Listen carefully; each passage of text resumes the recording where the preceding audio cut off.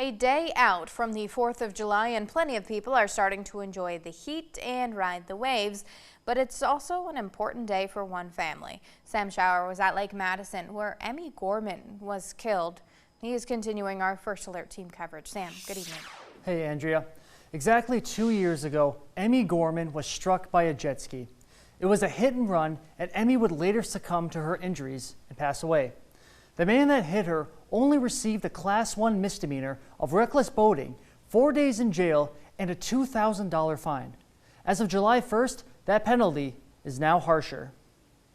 Many people at Lake Madison were enjoying the nice weather and water before the 4th of July. Happy 4th of July! Happy 4th of July! They were out riding jet skis, relaxing on pontoons, and even having a blast tubing.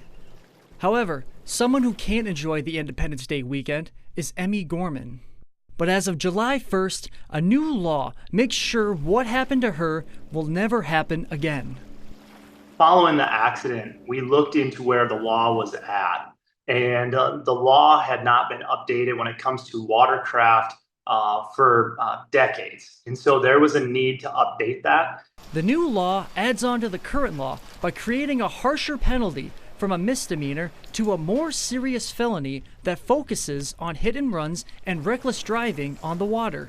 This actually makes the laws on the water reflect a little bit more like what we see for the laws on the road. And so it's kind of a common sense adjustment that was made by the legislature. The community of Lake Madison loves the law and thinks it's a perfect way to make sure no family has to go through the pain the Gormans felt. I think it's good for harsher boat penalties out there.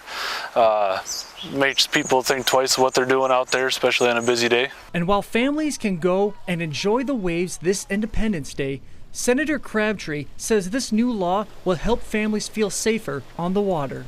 This law will serve as a deterrent and will make our waters safer here for South Dakota families. Also, what I think happens here is this will be a great way to carry on and honor the life and legacy of Emmy Gorman. The Gorman family had help from the Sheriff's Office, the Police Chiefs Association, the state's attorney, Game Fish and Parks, and the Lake Madison Development Association to get this law passed in the legislative session. Andrea? All right, Sam, thank you.